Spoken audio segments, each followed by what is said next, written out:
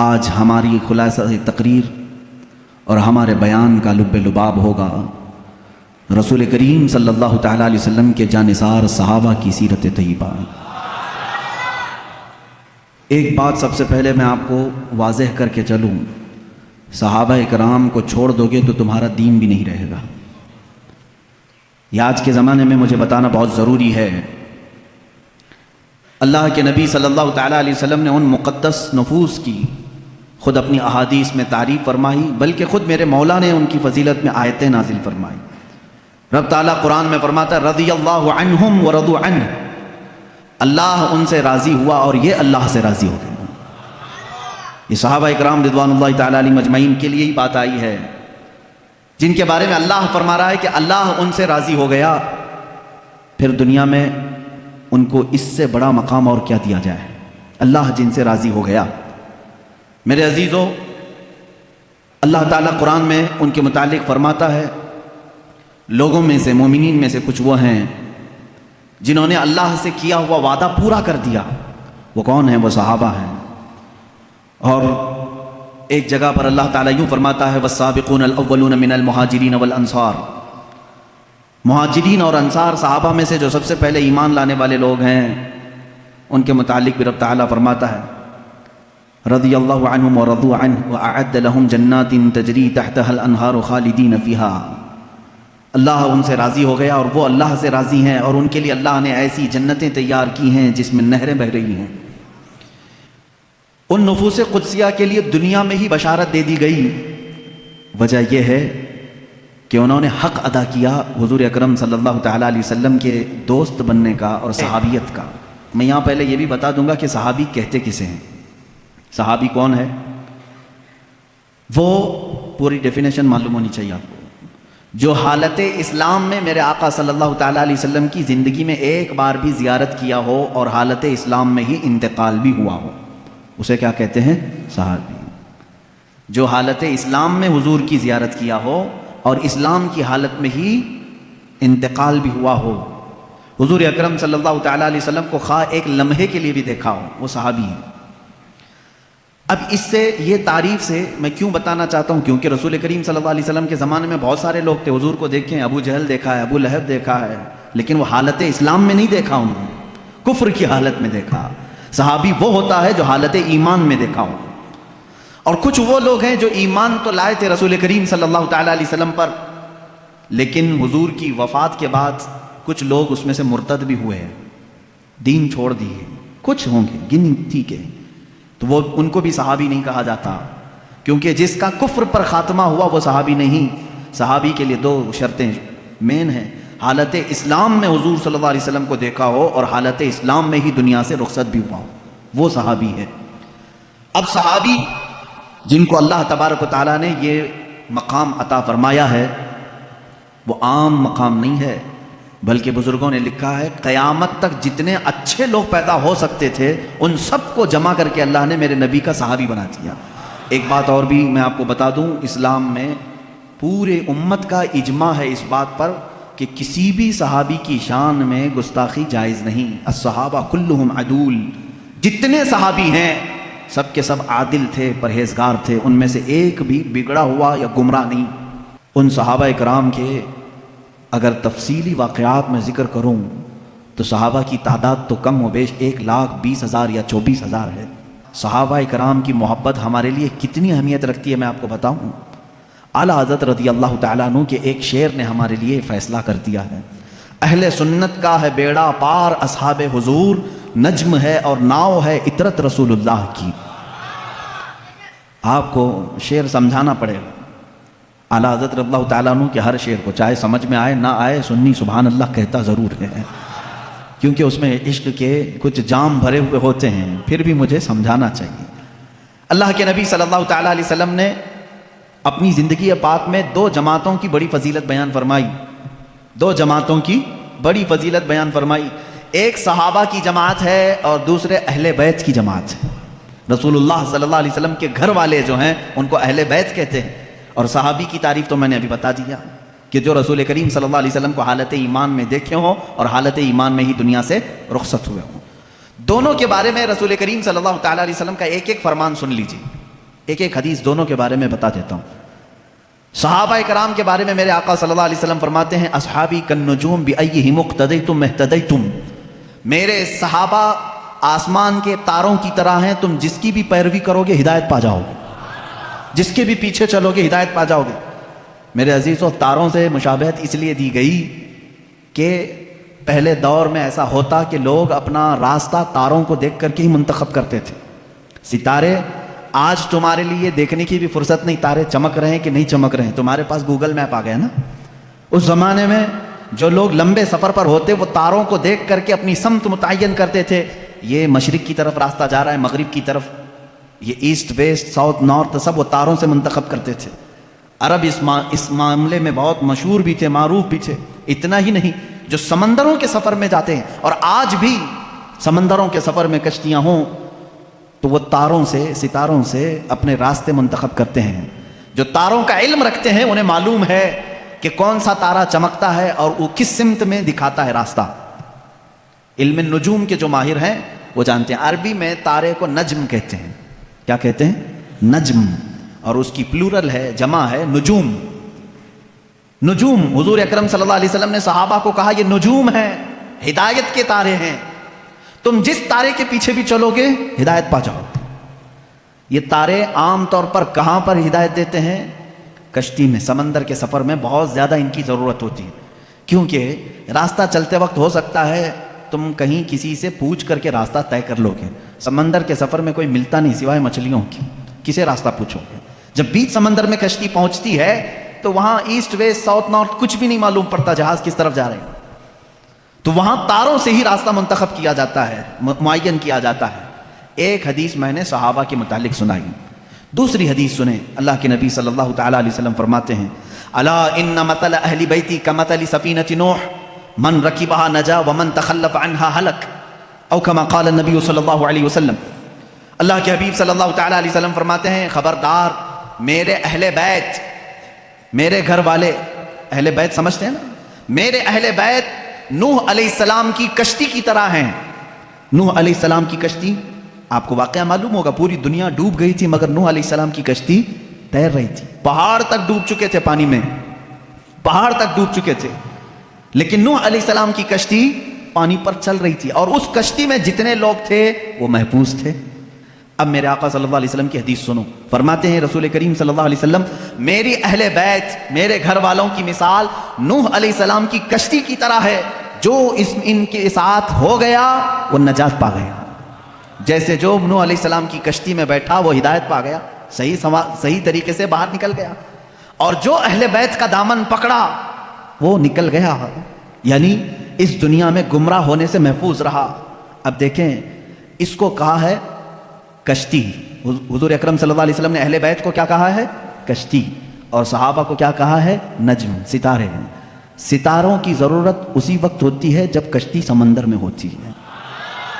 دونوں کی مماثلت دیکھیں سمندر کے سفر میں. اب یہاں سے ایک بات سمجھ میں آئی کہ اگر تمہیں سمندر کا سفر کرنا ہے اور تم کہتے ہو صرف تارے دیکھ کر کے میں چلوں گا، ڈوب جاؤ گی. تمہیں کیا چاہیے؟ کشتی چاہیے. تارے راستہ تو دکھا سکتے ہیں لیکن سمندر پہ چلنا تمہارے بس کی بات نہیں، کشتی پہ سوار ہونا ہوگا. اور اگر کوئی بندہ یہ کہے میرے پاس کشتی ہے میں کچھ بھی نہیں دیکھوں گا خود چلوں گا، وہ سمندر میں بھٹکتا پھرے گا، اسے تارے دیکھنا ہی پڑے گا. اس کا مطلب ہوا کہ بغیر صحابہ کے بھی دین نہیں چلے گا، بغیر اہل بیت کے بھی دین نہیں چلے گا. تم اگر اہل بیت کی محبت کے دعوے دار ہو تو صحابہ کو بھی ماننا ہوگا، اور اگر صحابہ کی محبت کے قائل ہو تو اہل بیت کا دامن بھی نہیں چھوڑنا ہوگا. اسی لیے اعلیٰ حضرت نے فرمایا، یہ دونوں لفظ یاد ہو گئے، کشتی کو ناؤ کہتے ہیں، کشتی کو ناؤ، اور صحابہ کو حضور نے نجم کہا ہے. اعلیٰ حضرت فرماتے اہل سنت کا ہے بیڑا پار، اصحاب حضور نجم ہے اور ناؤ ہے اطرت رسول اللہ کی. یہ صرف ہم ہیں کہ ہمارے پاس صحابہ کی جماعت بھی ہے اور اہل بیت کی جماعت بھی ہے. ہم شیعہ رافضی بھی نہیں اور گستاخ صحابہ بھی نہیں. ہم اہل بیت کے دشمن خارجی بھی نہیں اور صحابہ کے دشمن شیعہ رافضی بھی نہیں. الحمدللہ ہم جہاں صدیق اکبر کی امامت کو تسلیم کرتے ہیں وہیں حیدر کرار کی ولایت کو بھی تسلیم کرتے ہیں. ہم جہاں سیدہ کائنات فاطمۃ الزہرا رضی اللہ تعالیٰ عنہا کو سلام اللہ علیہا کہتے ہیں، انہیں جنتی عورتوں کی سردار مانتے ہیں، وہیں ام المومنین عائشہ صدیقہ کا بھی احترام کرتے ہیں۔ کبھی ایسا ہوگا کہ کشتی میں بیٹھے تو ہو لیکن تمہیں تارے نہیں دیکھنے ہیں، نہیں ہم کو صحابہ کی ضرورت نہیں، بھٹکتے رہو گے بھٹکتے رہو گے، کہاں جا رہے ہیں پتہ ہی نہیں چلتا۔ ایسے ہیں آج شیعہ بھی ہیں بیچارے، بھٹکے ہوئے ہیں، انہیں پتہ ہی نہیں ہے مغرب میں جانا ہے کہ مشرق میں جانا ہے۔ صحابہ کی اگر ہدایت ساتھ ہو تو کشتی پر بیٹھا ہوا آدمی منزل مقصود تک پہنچتا ہے۔ حدیث پاک ہے اللہ اللہ فی اصحابی، حضور اکرم صلی اللہ علیہ وسلم نے فرمایا اللہ سے ڈرو، اللہ سے ڈرو میرے صحابہ کے بارے میں، میرے بعد میرے کسی صحابی کو گالی مت دینا۔ میرے آقا صلی اللہ علیہ وسلم فرماتے ہیں جس نے میرے کسی صحابی کو گالی دی اس نے مجھے گالی دی۔ اب معاشرے میں جیسے وہابیت کی جراثیم پھیلے تھے پہلے ایک زمانہ ہو گیا، 100 سال گزرنے کو آ گئے، لیکن جہاں سعودی ڈھیلا پڑا وہابی بھی ڈھیلے پڑنے لگ گئے، کیونکہ یہ سارا ریال کا کرشمہ تھا اور سب پورے سعودی ریال اور ڈالر سے چلتے تھے، ریال کی ویلیو کم ہو گئی، اب وہ آ بھی نہیں رہے بٹ بھی نہیں رہے، جس کی وجہ سے فتنہ کم ہو گیا۔ لیکن اس کے بعد جو فتنہ جنم لے رہا ہے وہ ایرانیوں کا فتنہ ہے، رافضیوں کا فتنہ ہے، شیعوں کا فتنہ ہے۔ یہ بھولے بھالے سنی مسلمانوں کے ذہن و دماغ میں ان کو معلوم ہے کہ یہ سارے سنی اہل بیت سے ٹوٹ کر محبت کرتے ہیں، اہل بیت کے نام پر ان کو گمراہ کر دو۔ وہ اپنے عقائد ہمارے درمیان ڈالنے کی کوشش کر رہے ہیں۔ ہر سنی کا ہمارا عقیدہ یہی ہے، ہم ان ائمہ اطہار اور یہ جو اہل بیت ہیں ان کے لیے تو جان فدا کرنے کی بات کرتے ہیں، اور یہ شیعوں کو معلوم ہے، وہ جانتے ہیں کہ یہ سنی اہل بیت سے بہت محبت کرتے ہیں، ان کو بلیک میل انہی ناموں سے کیا جائے۔ تو یہ آتے ہیں ہمارے درمیان الگ الگ پردے اوڑھ کر کے، الگ الگ لباس اوڑھ کر کے آتے ہیں، اور تمہارے اندر وہ بیکٹیریا وہ جراثیم ڈالنے کی کوشش کرتے ہیں جو ان کے عقیدے ہیں۔ یہ لوگ حضرت علی کرم اللہ وجہہ الکریم کو انبیاء اکرام سے افضل کہتے ہیں۔ ہم بھی حضرت علی کی محبت اور ان کی تعظیم کو اپنا ایمان کا حصہ سمجھتے ہیں، لیکن رسول پاک صلی اللہ علیہ وسلم اور انبیاء سے بڑھ کر کے نہیں، نبی سے بڑھ کر کے کوئی غیر نبی نہیں ہو سکتا۔ اور یہ مولا علی کرم اللہ وجہہ الکریم کے متعلق بعض شیعہ تو یہاں تک کہتے ہیں، معاذ اللہ اب بھی موجود ہے انٹرنیٹ پر ایسے ویڈیو کلپس بھی موجود ہیں، کچھ شیعہ یہ تک کہہ جاتے ہیں اللہ فاطمہ زہرا کے گھر کو اپنی داڑھی سے جھاڑو لگاتا ہے، معاذ اللہ رب العالمین، نعوذ باللہ من ذالک۔ یہ ایسے جملے ہیں جس کو کہنے سے بھی دل کتراتا ہے۔ اہل بیت کی محبت سر آنکھوں پر، لیکن ان کو خدا کے درجے تک پہنچانا یہ شرک ہے۔ یہی تو عیسائیوں نے کیا۔ عیسائی پہلے صحیح مومن تھے، لیکن چلتے چلتے بعد میں انہوں نے عیسیٰ علیہ السلام کو خدا کا بیٹا کہنا شروع کر دیا، حضرت مریم کو خدا کی بیوی کہنا شروع کر دیا۔ اسی طرح شیعہ بگڑ گئے۔ سارے شیعوں کی بات نہیں کر رہا، اس میں کچھ فرقے ہیں جو غلات ہیں، غالی شیعہ ہیں، اللہ ان کی نوستوں سے محفوظ رکھے۔ اسی لیے میرے عزیزو، اہل سنت و جماعت کا دامن کبھی ترک نہ کرنا، کبھی نہ چھوڑنا۔ یہ ایسا درمیانی راستہ ہے جس مسلک میں آج ہمیں صحابہ کی تعظیم بھی سکھائی جاتی ہے اور اہل بیت اطہار کی تعظیم بھی سکھائی جاتی ہے۔ یہاں ایک بال برابر بھی ہمیں ادھر سے ادھر ہونے نہیں دیا جائے گا، ایک بات سمجھ کر کے چلیں۔ اور جب ایسے موضوعات چھڑ جائیں کہیں مجلسوں میں، یہ بات بھی سمجھ کے چلو، صحابہ کو ایک طرف لے کر کے، اہل بیت کو ایک طرف لے کر کے، آج انٹرنیٹ پر کچھ ایسے مناظرے کرنے والے ہیں، فیس بک کے مناظر بہت سے ہیں، سوشل میڈیا کے بڑے بڑے مناظر ہیں، نکڑ پر بیٹھ کر کے اور گٹر پہ بیٹھ کر کے مناظرے کرتے رہتے ہیں۔ کس بات پر؟ کہ صدیق اکبر افضل ہیں، کہ مولا علی افضل ہیں، فاطمہ زہرا خطا پر تھیں، کہ حضرت ابو بکر خطا پر تھے۔ معاذ اللہ، تم ہوتے کون ہو ان باتوں کو چھیڑنے والے؟ 14 صدیاں گزر گئیں، نہ تم ان کے زمانے میں ہو، نہ تمہارے باپ داداؤں نے انہیں دیکھا ہے، اور آج بیٹھ کر کے تمہارا ایمان کتنا ہے، تمہارا عمل کتنا ہے، تمہارا علم کتنا ہے، اتنی مقدس ہستیوں پر تم آج انٹرنیٹ پر بیٹھ کر کے مناظرے کر رہے ہو۔ ان بحثوں کو چھوڑو، شیطان یہاں تمہارا ایمان تباہ کر دے گا۔ جب ایسی باتیں آ جائیں، صحابہ کرام کے آپس کے جو بھی معاملات ہوئے ہیں، تو ان باتوں کو جب بھی کوئی تمہارے درمیان چھیڑے تو اتنا کہیں کہ ان دونوں کا معاملہ وہ حل کرے گا جو ان دونوں سے بڑا ہوگا۔ میں کون ہوں؟ میں تو 14 صدیوں کے بعد آیا ہوا ایک چھوٹا سا بچہ ہوں۔ اگر ان صحابہ کے درمیان کچھ معاملات ہوئے ہیں تو اللہ موجود ہے، رسول کریم صلی اللہ علیہ وسلم ان کے سرپرست ہیں، دیکھا جائے گا قیامت کے دن کہ جو بھی معاملات ہوں گے اللہ ان کا فیصلہ فرمائے گا۔ تم کیوں اپنا ایمان خراب کرتے ہو؟ میری بات سمجھ میں آ رہی ہے؟ صحابہ کرام کی بات آئے، اہل بیت کی بات آئے، یا ان کے آپسی کچھ بھی معاملات کی بات آئے، تو وہاں سے اپنا دامن اٹھا لینا، فوراً اس محفل کو چھوڑ دینا، اپنی رائے دینے کی بھی کوشش مت کرنا کہ کون صحیح تھا کون غلط تھا۔ یہ تمام معاملات میں اپنی رائے بھی مت دو، اس لیے کہ پھر تمہاری بھی پکڑ ہوگی، جس دن تم یہ کہو گے تو قیامت کے دن تم سے بھی پوچھا جائے گا تم ان دو بڑے لوگوں کے درمیان فیصلہ کرنے کے لیے بیٹھے تھے، پہلے تو بتا تیرے اعمال کہاں ہے، تم فیصلہ کرنے کے قابل ہو؟ اس لیے میرا تو طریقہ یہ ہے، جب بڑوں کی بات آئے، بزرگان دین، سلف صالحین، صحابہ تابعین کی بات آئے، کچھ بھی ان کے درمیان اگر اختلاف بھی ہوا ہو تو ان تمام اختلافات کو اللہ کے حوالے کر دو، اللہ رب العزت کے حوالے کر دو، وہ احکم الحاکمین ہے، قیامت کے دن فیصلہ فرمائے گا۔ عزیزان گرامی وقار، صحابہ اکرام کے بارے میں آج کیوں کہہ رہا ہوں آپ کو معلوم ہے؟ آپ رسول کریم صلی اللہ تعالیٰ علیہ وسلم پر ایمان لاتے ہیں، حضور کو خاتم النبیین مانتے ہیں، اللہ کے نبی صلی اللہ تعالیٰ علیہ وسلم کی ہر بات کو تسلیم کرتے ہیں، رسول کریم صلی اللہ تعالیٰ علیہ وسلم کی ہر بات کو تسلیم کرتے ہیں۔ اب چلیے آپ مسلمان ہیں، مجھے یہ بتاؤ رسول کریم صلی اللہ تعالیٰ علیہ وسلم نے کب آپ سے کہا کہ فجر کی نماز پڑھو، ظہر کی نماز پڑھو، عصر کی نماز پڑھو؟ آپ سے ڈائریکٹ آ کر کے حضور نے فرمایا؟ نہیں فرمایا۔ حضور اکرم صلی اللہ علیہ وسلم نے کس سے فرمایا؟ کس سے فرمایا؟ اپنے صحابہ سے فرمایا۔ جو کچھ بھی میرے آقا کی زبان سے نکلا وہ پورا کیا ہے؟ دین ہے۔ وہ پورا کیا ہے؟ دین ہے۔ قرآن میرے آقا کی زبان سے نکلا، اللہ تعالیٰ نے وہی فرمائی اور حضور نے پڑھ کر سنایا۔ کس کو سنایا؟ صحابہ کو سنایا۔ رمضان کے 30 روزے رکھنا ہے، حضور نے کس کو بتایا؟ صحابہ کو بتایا۔ حج فرض ہے، میرے آقا نے کس کو بتایا؟ صحابہ کو بتایا۔ زکوٰۃ فرض ہے، میرے آقا نے کس کو بتایا؟ یہ میرا پورا دین میرے آقا نے صحابہ کو بتایا۔ اگر ان صحابہ کو ہٹا دیا جائے تو پھر ہمارا دین کچھ بھی نہیں ہے۔ ہم تک اگر دین کو منتقل کیا ہے، ٹرانسفر کیا ہے، تو کس نے کیا؟ صحابہ اکرام نے۔ ان کو چھوڑ کر کے تم کوئی فیصلہ نہیں لے سکتے۔